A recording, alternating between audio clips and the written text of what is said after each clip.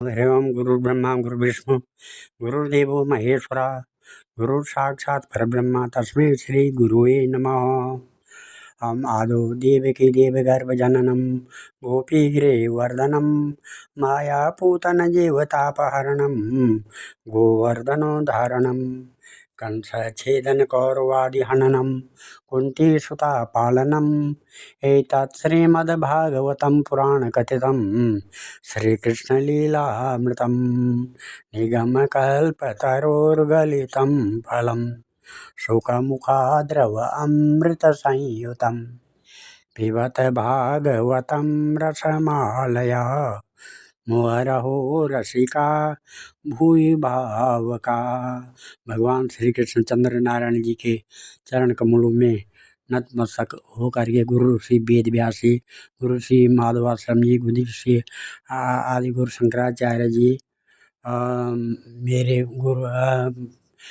गुरु श्री माता पिता पितृदेवता पितृदेवी देवता गुरु श्री मेरे पितृदेवी देवता गुरु श्री सुखदेव जी, गुरु श्री सुत जी के चरण कमलों में नतमस्तक हो करके मैं ये श्रीमद् भागवत महापुराण के 12वें स्कंद का 6वां अध्याय पढ़ने जा रहा हूँ। जो आज का प्रसंग है परीक्षित की परम गति और जन्मजय का सर्प सत्र अभेदों के शाखा भेद। ओम श्रुतवाच एतत् निशम्य मुनिना विहितं परीक्षित व्यासात्मजेन निखिलात्मदृशा समेन तत्पादमूलमुपसृत्य न तेन मूर्धां बद्ध्वाञ्जलिस्तमिदमाह स विष्णुराता।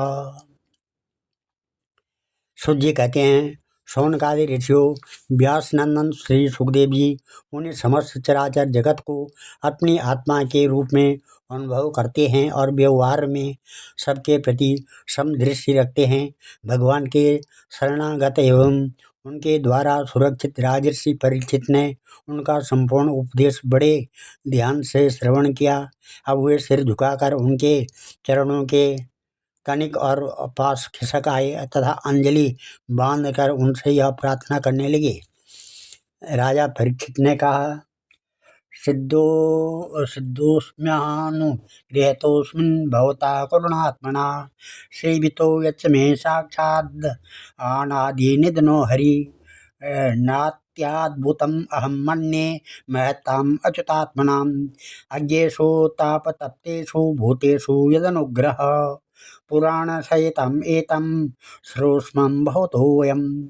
यस्यां खलु उत्तमश्लोको भगवान् अनुवर्णते भगवन्तक्षकादिभ्यो मृत्युभ्यो न विवेद्म्यहम् प्रविष्टो ब्रह्मनिर्वाणम् अभयं दर्शितं त्वया अनुजानीय मां ब्रह्मन् वाचम्यक्षाम्यधोक्षजे मुक्ताकामस्यं चेता प्रविशं विसृजाम्यन्शृन् अज्ञानं च निरस्तं मे ज्ञानविज्ञाननिष्ठया भवता दर्शितं क्षेमं परम भगवता पदम।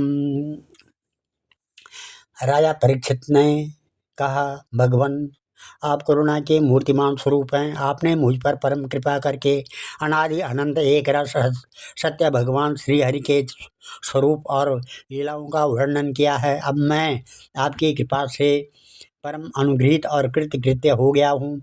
संसार के प्राणी अपने स्वार्थ और परमार्थ के ज्ञान से शून्य हैं और विभिन्न प्रकार के दुखों के दावानल से दग्ध हो रहे हैं। उनके ऊपर भगवानमय महात्माओं का अनुग्रह होना कोई नई घटना अथवा आश्चर्य की बात नहीं है, यह तो उनके लिए स्वाभाविक ही है। मैंने और मेरे साथ और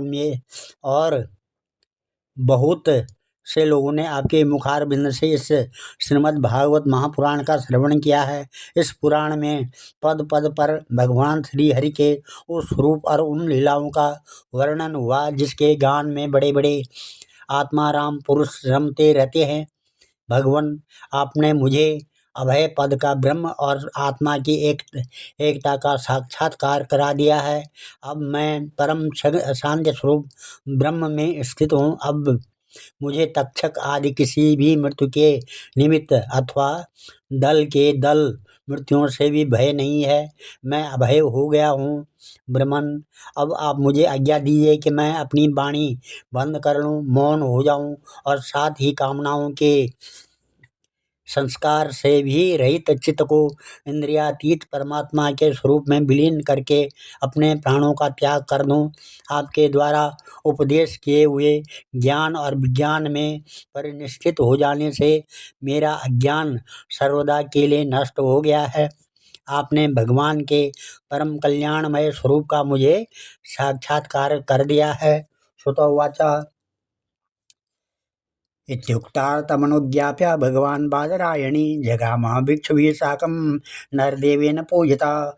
परीक्षिदपि राजर्षिरात्मन्यात्मा आत्मनः आत्मनः समादाय परं दद्यात् वस्पन्दासुर्यथा तरु। प्राक्कूले बहुर्षासिनो गङ्गाकूला उदङ्मुख ब्रह्मभूतो महायोगी निसङ्गा चिन्ह संशय। तक्षको प्रयतो विप्रा क्रुधेन द्विजसत्तमः क्रुधेन द्विजसूनना हन्तु कामनिपं गच्छन् ददर्श पथि काश्यपं। तं तर्पयित्वा द्रवणे निर्वत्य विषहारिणं द्विजरूपपतिक्षत्रं कामरूपोद स नृपं। ब्रह्मभूतस्य राजर्षे देहो अहि गरलाग्निना बभूव भस्मसात् सद्यात् पश्यतां सर्वदेहिनां। हाहाकारो महानासीद् भुवि खे दीक्ष सर्वथा। विस्मिताः भवन् सर्वे देवासुरनरादयः। देवदुन्दभयो निर्दुर्गन्धवाप्सरसौ जगु बभूर्षु पुष्पवर्षाणि विबुध साधुवादिनः। जन्मेजय स्वपितरं श्रुत्वा तक्षकभक्षितं यथा जुहाव संक्रुद्धो नागान् सत्रे स द्विजे। सर्वसत्रे समादग्नो दह्यमानान् महोरगान् दृष्टेन्द्र भय संविग्धतक्षकः शरणं यो। अपश्यं तक्षकं तत्र राजा परीक्षितो द्विजान्। उवाच तक्षकः कस्मान् दह्येतोर्गादम् तं गोपयाति राजेन्द्र शकर शरणमागतं। तेन संस्तम्भितः सर्पस्तस्मात् नागो पतन्यसु। पारीक्षित इदं श्रुत्वा प्राह तुज उदारधि सहेन्द्रस्तक्षको विप्रा नाग्नो किमतिपात्यते। तच्छ्रुत्वा जुहुर्विप्रा सहेन्द्रं तक्षकं मखे। तक्षकासोपतस्त्वेऽहं सहेन्द्रेण मूर्तत्वता। इदं ब्रह्मादितोक्षेपे स इन्द्र प्रचालिता। बभूव सम्भ्रान्तमति संविमानः स तक्षकः। तं पतन्तं विमानेन सतक्षकम् अम्बरात् विलोक्य अंगिरसः प्राह राजानं तं बृहस्पति। नैष त्वया मनुष्येन्द्र पदम् अर्हति सर्पराट्। अनेन पीतमृतः पतया अजरामरः। जीवितं मरणं जन्तुर्गति स्वेनैव कर्मणा। अराजस्तन्यो नान्यस्यं प्रदाता सुखदुःखय। सर्पचोराग्निविद्युद्भ्य क्षुत्रिडाभ्यादिभिर्नृप। पञ्चत्वं मृच्छते जन्तुर्भुक्तुम् आरब्धकर्म तत्। तस्मात् सत्रविधं राजन् संस्थिता विचाकरिकं। सर्पान्नागसो दग्धा जनेदिष्टं हि भुञ्जते। इस प्रकार से सुत जी कहते हैं, शौनकादि ऋषियों, राजा परीक्षित ने भगवान श्री सुखदेव जी से इस प्रकार कहकर बड़े प्रेम से उनकी पूजा की। अब वे परीक्षित से विदा लेकर समागत त्यागी महात्माओं भिक्षुओं के साथ वहाँ से चले गए। राजर्षि परीक्षित ने भी बिना किसी बाह्य सहायता के स्वयं ही अपने अंतरात्मा को परमात्मा के चिंतन में समाहित किया और ध्यान मग्न हो गए। उस समय उनका श्वास प्रश्वास भी नहीं चलता था।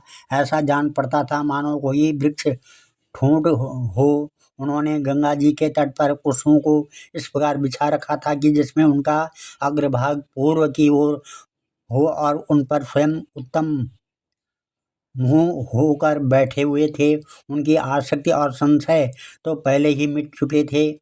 अब वे ब्रह्म और आत्मा के एकता रूप महायोग में स्थित होकर ब्रह्म स्वरूप हो गए। शौनकादि ऋषियों मुनि कुमार श्रृंगी ने क्रोधित होकर परीक्षित को शाप दे दिया था। अब उनका भेजा हुआ तक्षक सर्पराज परीक्षित को डसने के लिए उनके पास चला। रास्ते में उसने कश्यप नाम के एक ब्राह्मण को देखा। कश्यप ब्राह्मण सर्प विष की चिकित्सा करने में बड़े निपुण थे। तक्षक ने बहुत सा धन देकर कश्यप को वहीं से लौटा दिया। उन्हें राजा के पास न जाने दिया और स्वयं ब्राह्मण के रूप में छिपकर, क्योंकि वह इच्छानुसार रूप धारण कर सकता था, राजा परीक्षित के पास गया और उन्हें डस लिया। राजर्षि परीक्षित तक्षक के डसने के पहले ही ब्रह्म में स्थित हो चुके थे। अब तक्षक के विष की आग से उनका शरीर सबके सामने ही जलकर भस्म हो गया। पृथ्वी आकाश सब दिशाओं में बड़े जोर से हाय हाय की ध्वनि होने लगी। देवता असुर मनुष्य आज सब के सब परीक्षित की यह परम गति देख कर विस्मित हो गए। देवताओं की दुंदुभियां अपने आप बज उठी। गंधर्व और अप्सराएं गान करने लगी। देवता लोग साधु साधु के नारे लगाकर पुष्पों की वर्षा करने लगे। जब जन्मेजय ने सुना कि तक्षक ने मेरे पिताजी को डस लिया है तो उसे बड़ा क्रोध हुआ। अब वह ब्राह्मणों के साथ विधि पूर्वक सर्पों का अग्निकुंड में हवन करने लगा। तक्षक ने देखा कि जन्मेजय के सर्प सत्र की प्रज्वलित अग्नि में बड़े बड़े महासर्प भस्म होते जा रहे हैं। तब वह अत्यंत भयभीत होकर देवराज इंद्र की शरण में गया। बहुत सर्पों के भस्म होने पर भी तक्षक न आया। यह देखकर परीक्षित नंदन राजा जन्मेजय ने ब्राह्मणों से कहा कि ब्राह्मणों, अब तक सर्पाधम तक्षक क्यों नहीं भस्म हो रहा है? ब्राह्मणों ने कहा, राजेंद्र, तक्षक इस समय इंद्र की शरण में चला गया है और वे उसकी रक्षा कर रहे हैं। उन्होंने ही तक्षक को स्तंभित कर दिया है, इसी से वह अग्निकुंड में गिरकर भस्म नहीं हो रहा है। परीक्षित नंदन जन्मेजय बड़े ही बुद्धिमान और वीर थे। उन्होंने ब्राह्मणों की बात सुनकर ऋतुजों से कहा कि ब्राह्मणों, आप लोग इंद्र के साथ तक्षक को क्यों नहीं अग्नि में गिरा देते? जन्मेजय की बात सुनकर ब्राह्मणों ने उस यज्ञ में इंद्र के साथ तक्षक का अग्निकुंड में आवाहन किया। उन्होंने कहा, रे तक्षक, तू मरुदगण सहचर इंद्र के साथ इस अग्निकुंड में आवाहन किया। उन्होंने कहा, रे तक्षक, तू मरुदगण सहचर इंद्र के साथ इस अग्निकुंड में शीघ्र आ पड़। तब ब्राह्मणों ने इस प्रकार आकर्षण मंत्र का पाठ किया। तब तो इंद्र अपने स्थान स्वर्गलोक से विचलित हो गए। विमान पर बैठे हुए इंद्र तक्षक के साथ ही बहुत घबरा गए और उनका विमान भी चक्कर काटने लगा। अंगिरा नंदन बृहस्पति जी ने देखा कि आकाश से देवराज इंद्र विमान और तक्षक के साथ ही अग्निकुंड में गिर रहे हैं। तब उन्होंने राजा जन्मेजय से कहा, नरेंद्र, सर्पराज तक्षक को मार डालना आपके योग्य काम नहीं है। वह अमृत पी चुका है, इसलिए यह अजर और अमर है। राजन, जगत के प्राणी अपने अपने कर्म के अनुसार ही जीवन मरण और मरणोत्तर गति प्राप्त करते हैं। कर्म के अतिरिक्त और कोई भी किसी को सुख दुख नहीं दे सकता है। जन्मेजय, यूं तो बहुत से लोगों की मृत्यु सांप, चोर, आग, बिजली आदि से तथा भूख प्यास से, रोग आदि निमित्तों से होती है, परंतु यह तो कहने की बात है। वास्तव में तो सभी प्राणी अपने प्रारब्ध कर्म का ही उपयोग करते हैं। राजन, तुमने बहुत से निरपराध सर्पों को जला दिया है।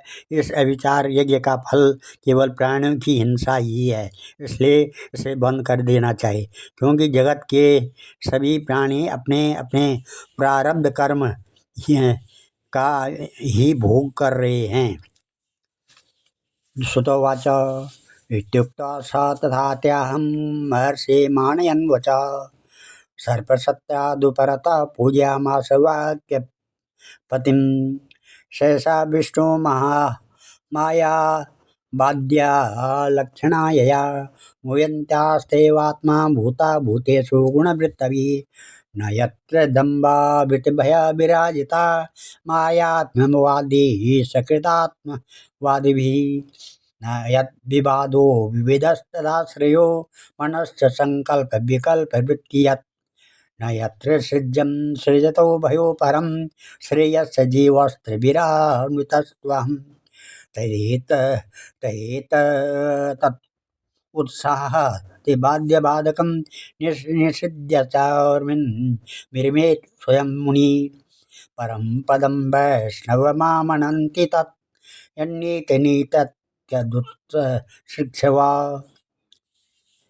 विसृज्य दौरात्यमनन्यसौहृदा हदोपगुह्या वसतं समायिते स तदाधिगच्छन्ति विष्णु यत् परमं पदम् अहं ममेति दौर्जन्यं न एषं देहगेजम् अतिवादात् दीक्षेता नावमन्येत कंचन न चेमं देयमाश्रित्य भैरं कुर्वीत केनचित् नमो भगवते तस्मै कृष्णाय कुण्ठमेधसे यत्पादाम्बोरुह ध्यानात् सहिता गामिनम।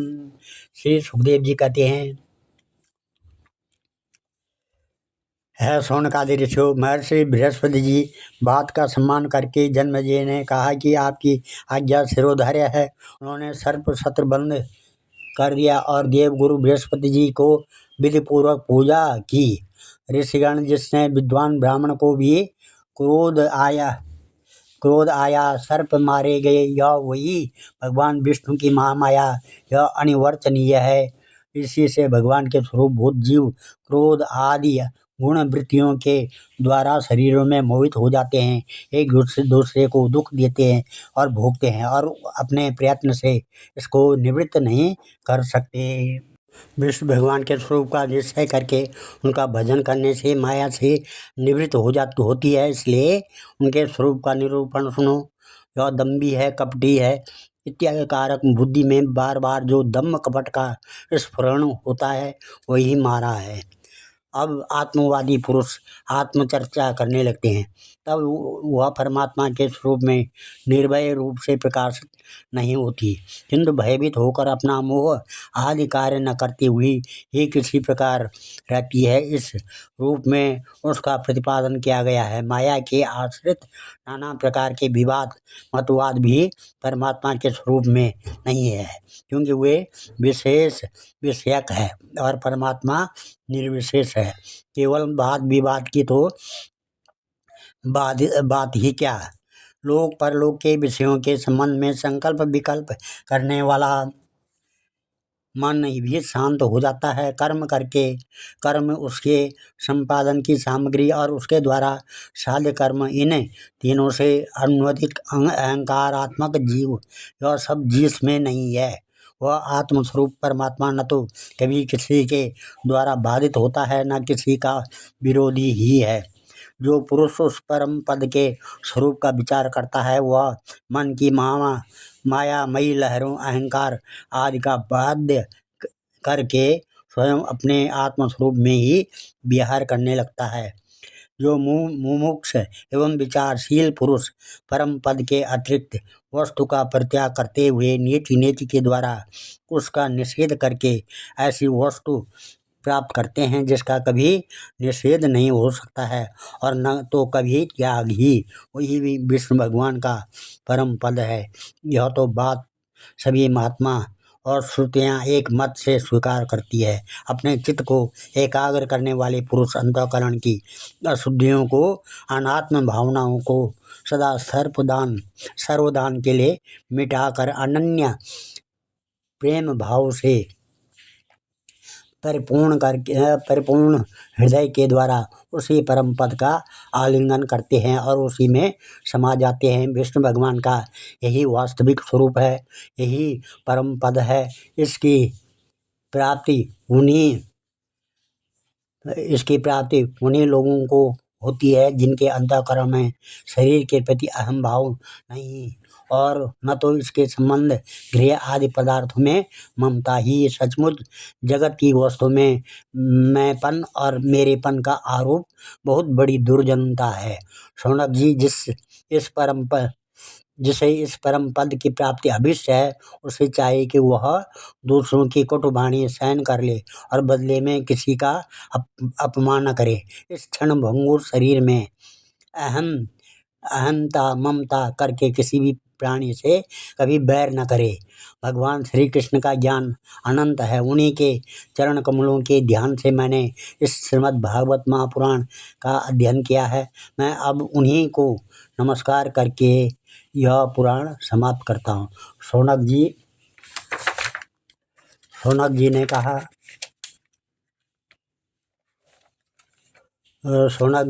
पूछा साधु शिरोमणि सुत जी कि पैलादिभिर्व्यासाशीर शेर वेदाचार्य महात्मभि वेदास्कतिदा व्यस्ता एतत् सोमा विदेहिना। श्री शौनक जी कहते हैं, पूछा साधु शिरोमणि सुत जी, वेद व्यास जी के शिष्य पैल आदि महर्षि बड़े महात्मा और वेदों के आचार्य थे। इन लोगों ने कितने प्रकार से वेदों का विभाजन किया, यह बात आप कृपा करके हमें सुनाइए। सुतोवाचा, सुत जी कहते हैं, समाहितात्मनो ब्रह्मन् ब्राह्मण परमेष्ठिन हृदयाकाशाद् भूनादो वृतोरादा विभाव्यते यदुपासनया ब्रह्मन् योगिनो मलमात्मनं द्रव्यक्रियाकारकाख्यं धूत्वा यान्त्या पुनर्भवं ततो भूत्वा ते मृदङ्कारो यो व्यक्ता प्रभुः सुराट् यत् लिङ्गं भगवतो ब्राह्मणं परमात्मना शृणोति य इमं स्फोटं सुप्तश्रोते च शून्यदृक् येन वाग्व्यज्यन्ते यस्य व्यक्तिराकाश आत्मनः स्वधाम्नो ब्राह्मणः साक्षात् वाचकः परमात्मना स सर्वमन्त्रो उपनिषद् वेदबीजं सनातनं तस्य हंसास्त्रयो वर्णा आकाशाद्धा भृगुद्रयः धार्यन्ते वैश्रयो भावा गुणानामर्थवृत्तयः ततोऽक्षरसमाग्रानं नय असृजत भगवानज अंतः स्थोष्य स्वर स्पर्श ह्रस्व दीर्घादिलक्षणं तेनासो चतुरो वेदा चतुर्भिर्वदने विभु सभ्यहृतिकान् सोकारां चातुर्होत्र विवक्षया पुत्रा नद्या पयातास्तु ब्रह्मर्षीन् ब्रह्मको विदान् ते तु धर्मोपदेष्टारा स्वपुत्रेभ्यो समादिशं ते परम्पया प्राप्तास्तदक्ष सिद्धेर्धितव्रते चतुर्युगेषु व्यस्ता द्वापरादो महर्षिभिः क्षीणयुषा क्षीणसत्त्वान् दुर्मेधान् वीक्षकालता वेदां ब्रह्मर्षयो व्यसन् हृदि च्युत च उद्यता आसुन् अंतरे ब्रह्मन् भगवान् लोकभावना ब्रह्मे सा लोके कपालेर्याचितो धर्मगुप्तये पराशरात् सत्यवत्यां शशाङ्कलया विभु अवतीर्णो महाभाग भेदं चक्रे चतुर्विधं ऋग अथर्व यजु साम्नां राशेनो अद्भुतं वर्गस ततस्तः सहिताश्चक्रे मन्त्रे मणिगणा इव तासां स चतुरो शिष्यानुबाहूय महामति एकैकं सहितं ब्रह्मन् एकैकस्मिन् दधो विभु पैलाय सहितम् आद्या बह मृत्याख्या उवाच वैशम्पायनं संज्ञाय निवेदाख्यं यजुर्गणं साम्नं जयमेन ये प्राह यथा छन्दोगसंहितम् अथर्वाङ्गिरसं नाम स्वशिष्याय सुमन्तवे पैलं स्वसहितामुचे इन्द्रप्रमे तये मुनि भास्कलाय चसो अप्यासेव्य सहिता सुखान् चतुर्दं व्यसनं बोध्या याज्ञवल्क्याय भार्गव पराशराय अग्निमित्रे इंद्रा प्रमितरात्मवान्। इस प्रकार से सुत जी ने कहा, ब्रह्मन, जिस समय परमेश्वरी ब्रह्मा जी ने पूर्व सृष्टि का ज्ञान संपादन करने के लिए एकाग्रचित्त हुए, उस समय उनके हृदय आकाश से कंठ, तालु आदि स्थानों के संघर्ष से रहित एक अत्यंत विलक्षण अनाहत नाद प्रकट हुआ। जब जीव अपनी मनोवृत्तियों को रोक लेता है तब उसे भी उस अनाहत नाद का अनुभव होता है। शौनक जी, बड़े बड़े योगी उसी अनाहत नाद की उपासना करते हैं और उसके प्रभाव से अंतःकरण के द्रव्य अधिभूत क्रिया, अध्यात्म और कारक आदि देव रूप मल को नष्ट करके वह परम गति रूप मोक्ष को प्राप्त करते हैं, जिसमें जन्म मृत्यु रूप संसार चक्र नहीं है। उसी अनाहत का नाम औकार, उकार और मकार रूप 3 मात्राओं से युक्त ओंकार प्रकट हुआ है। इस ओंकार की शक्ति से ही प्रकृति अव्यक्त से व्यक्त रूप में परिणत हो जाती है। ओंकार स्वयं भी अव्यक्त एवं अनादि है और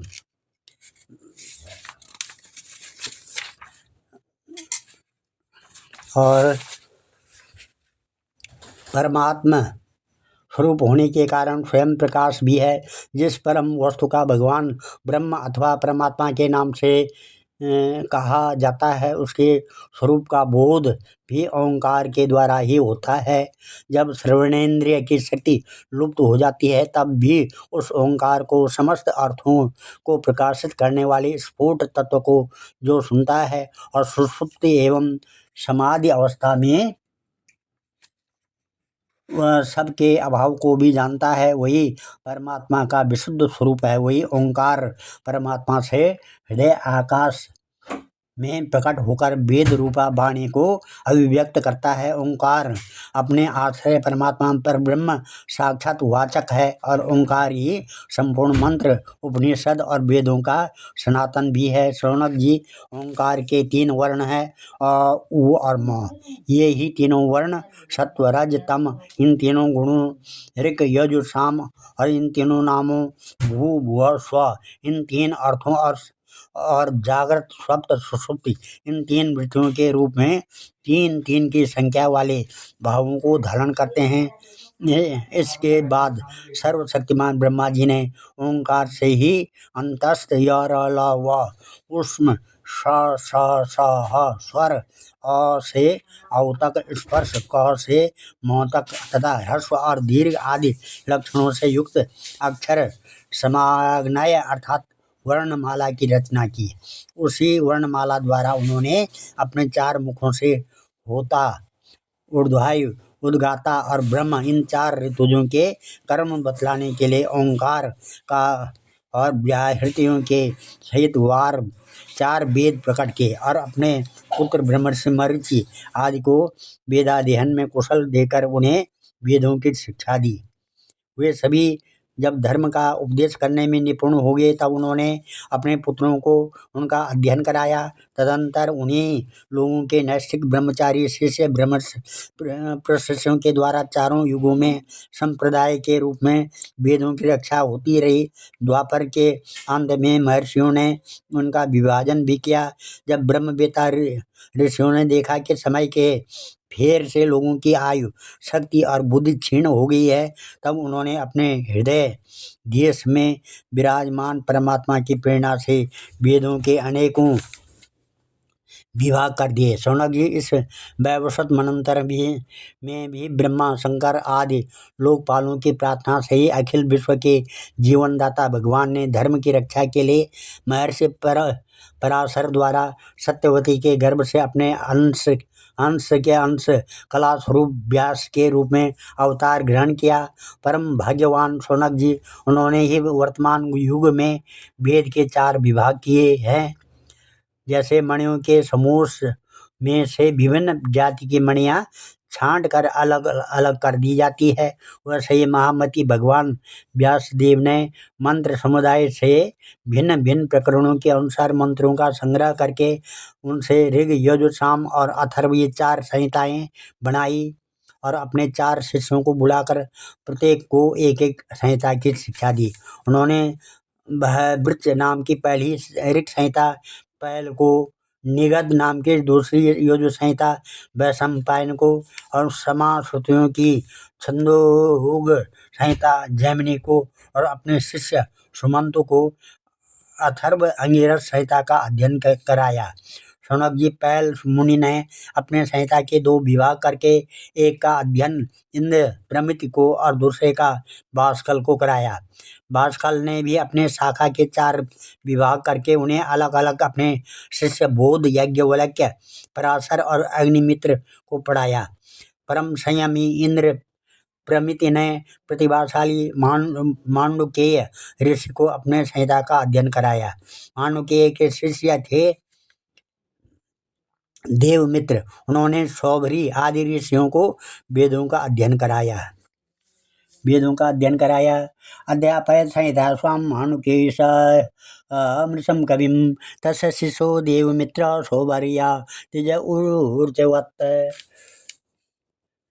शाकास्त्वात्सुतास्त्वां तो पंचदा व्याससंहितं वात्स्यम् मुद्गलशालीं गोखल्या शिशुरोत्सदात् जातुकर्ण्वास तत्शिष्य शनिरुक्ता स्वसंहितं बलाकपैज वेताल विरजिभ्यो ददो मुनि भास्कली प्रति शाखाभ्यो बालखिल्याख्य संहितं चक्रे बालाय निर्भज्यं कासाराश्चैव तां ददु बृहद्वृचा सहिता हेता एभिर्ब्रह्मर्षिभिर्भृता श्वेतछन्दसां व्यासं सर्वपापे प्रमुच्यते वैशंपायन शिष्या वे चरकध्वर्यो यो भवन् यच्चेदुर्ब्रह्मन् हत्याहं क्षपणं स्वगुरुव्रतं यज्ञवल्क्य स तत्शिष्य आहावो भगवान् कियत् चरते नाल्पसाराणां चारुषेयं सुदुश्चरम् इत्युक्तो गुरुर्प्याह कुपितो यावला त्वया विप्रावमन्त्रा शिष्येण मदादितं त्यजाश्रिता देवराता शतसो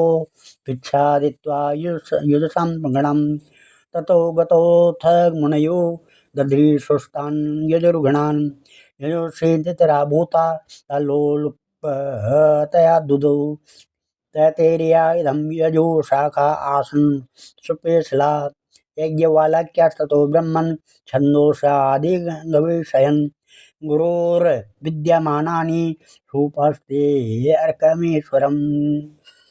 अर्कमेश्वरम्। इस प्रकार से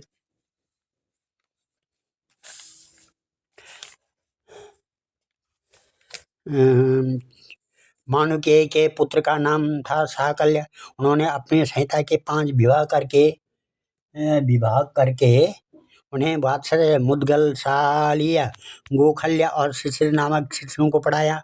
साकल्य के एक और शिष्य थे जातुकर्ण मुनि। उन्होंने अपने संहिता के 3 विभाग करके तत्संबंधी निरुक्त के साथ अपने शिष्य बलाक, पैज, बैताल और बिरज को पढ़ाया।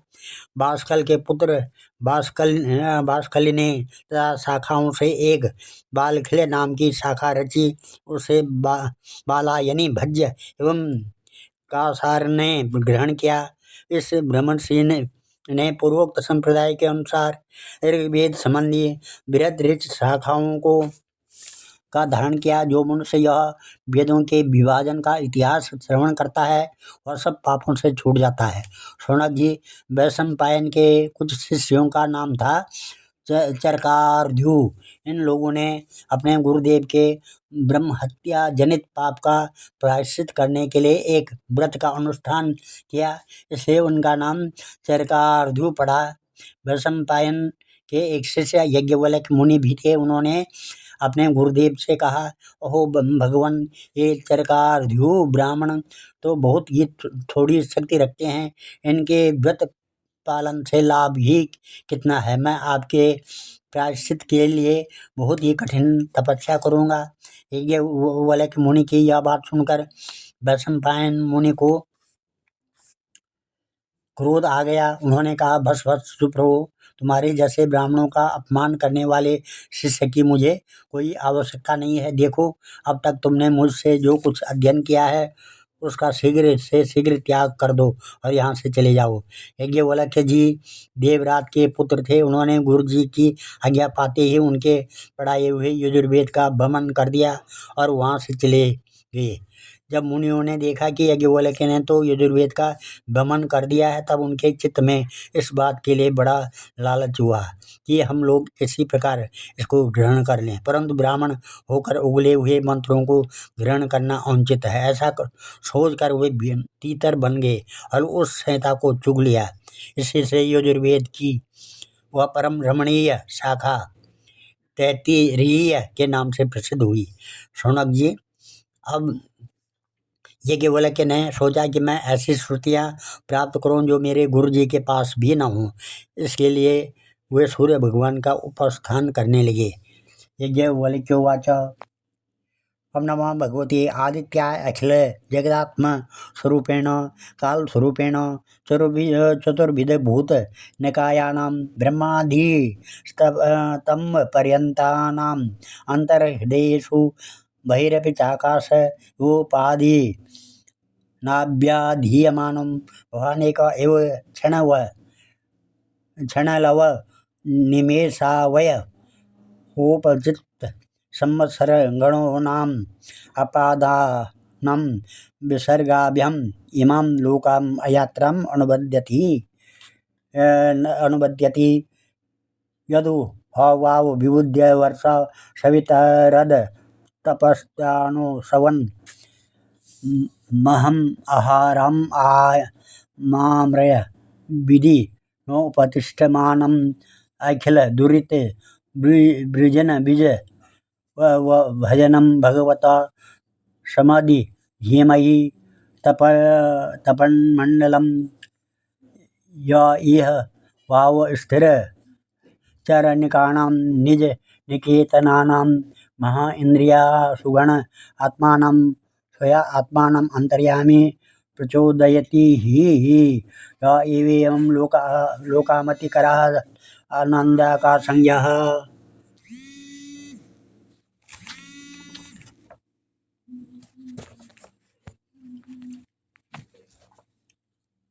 संज्ञा जगरग्रगीयता मृतकमिव विचेत मनमवलोक्यानुकंपया परम कारुणिकम् इक्षेवोत्थम्प्याः अनुसवनं श्रेयसे स्वधर्माख्य आत्मवस्थाने प्रवर्तया वणि पतिरिवा साधूनां भय उदीर य नटति परिता आशापालस्तत्र कमला कोशाजलि विरूपहितारण अथ ह भगवास्ततच्चरणा नलिनयुगलं त्रिभुवनगुरुभिर्वन्दितं वन्दितम् अहं याम अजूकाम उपसरामिति ही।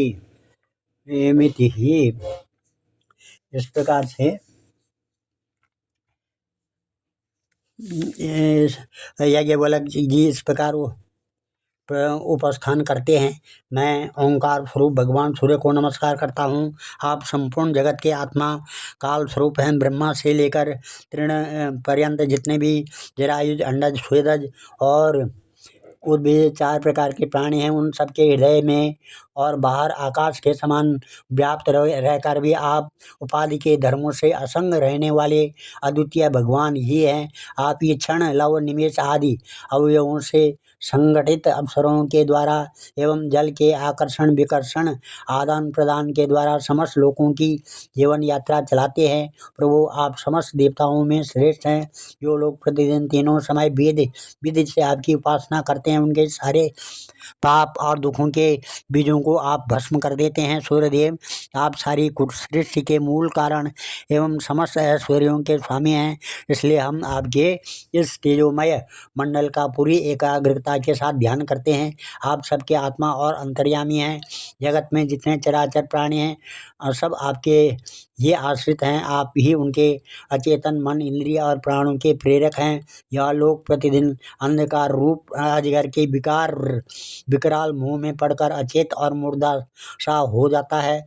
आप परम करुणा स्वरूप हैं। इसलिए कृपा करके अपनी दृष्टि मात्र से इसे सचेत कर देते हैं और परम कल्याण के साधन समय समय के धर्मानुष्ठानों में लगाकर आत्माभिमुख करते हैं। जैसे राजा दुष्टों को भयभीत करता है, वह अपने राज्य में विचरण करता है, वैसे ही आप चोर जार आदि दुष्टों को भयभीत करते हुए विचरते रहते हैं।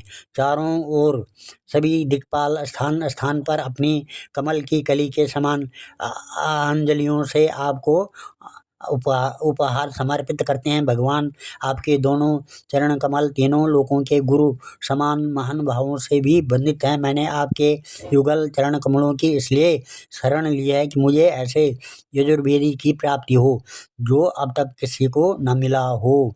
सुत जी कहते हैं, एवं सतः स भगवान बाजी रूप धरो हरि यजुस्ताया यामानि मुनये ताद प्रसादिता युद्धभिकरत्साका 10-15 जगृहर्वाज संन्यस्तं कर्णवाद्यान्दिनादय जैमिने समागस्यां शीतसुमन्तोस्तयो मुनि शुन्त्वास्तु तत्सुतास्ताभ्ये एकैकं प्राह संहितं सुकर्मा चावेत्तशिष्य सामवेदा वेद तरोर्महान् सहस्रा सहिता वेदं चक्रे साम्नं ततो द्विजा हिरण्यनाभ कौसल्या पौषञ्जिश्च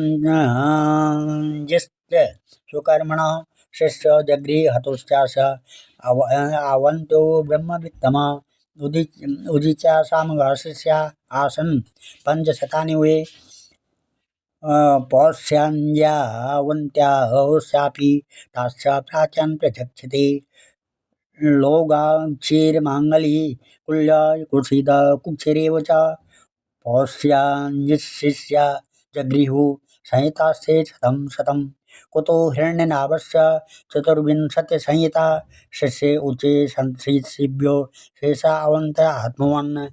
इस प्रकार से सूत जी कहते हैं, शौनक आदि ऋषियों, जब यज्ञवल्क्य के मुनि ने भगवान सूर्य की इस प्रकार स्तुति की तब वे प्रसन्न होकर उनके सामने अश्वरूप से प्रकट हुए और उन्हें यजुर्वेद के उन मंत्रों का उपदेश किया जो अब तक किसी को प्राप्त न हुए।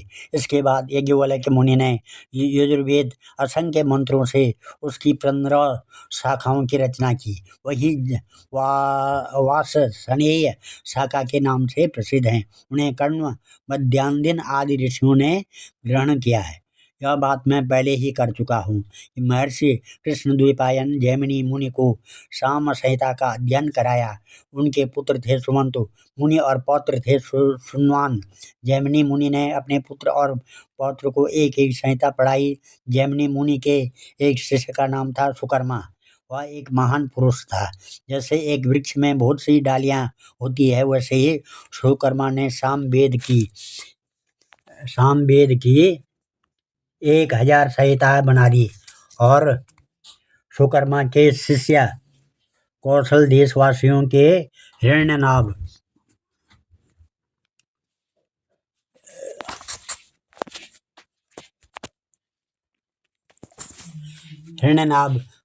कौजल्य और ब्रह्मवेताओं के श्रेष्ठ आवन्य ने उन शाखाओं को ग्रहण किया। पौषांजी और अवंत्य के 500 शिष्य थे। वे उत्तर दिशा के निवासी होने के कारण औदित्य सामवेदी कहलाए थे। उन्होंने ये प्राच्य सामवेदी भी कहते हैं। उन्होंने एक एक संहिता का अध्ययन किया। पौषंजी के और भी शिष्य थे, लोगाक्षी, मांगली, कुल्य, कुशीद और कुक्षी। इसी में से प्रत्येक ने 100 संहिताओं का अध्ययन किया। हिरण्यनाभ का शिष्य था कृत और उसने अपने शिष्यों को 24 संहिताएं पढ़ाई। शेष संहिताएं परम संयमी आवंत्य ने अपने शिष्यों को दी। इस प्रकार सामवेद का विस्तार हुआ। ओम नमः। आज हम इस अध्याय को यहीं पर समाप्त करके और कथा को विराम दे करके कल 7वां अध्याय पढ़ेंगे। इसमें अथर्ववेद की शाखाएं और पुराणों के लक्षण दिए गए हैं।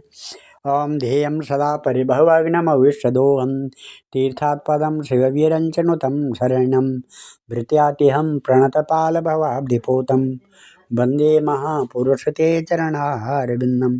सर्वे भवन्तु सुखिनः, सर्वे सन्तु निरामया, सर्वे भद्राणि पश्यन्तु, मां कश्चित् दुःखभाग् भवेत्। धन्यवाद।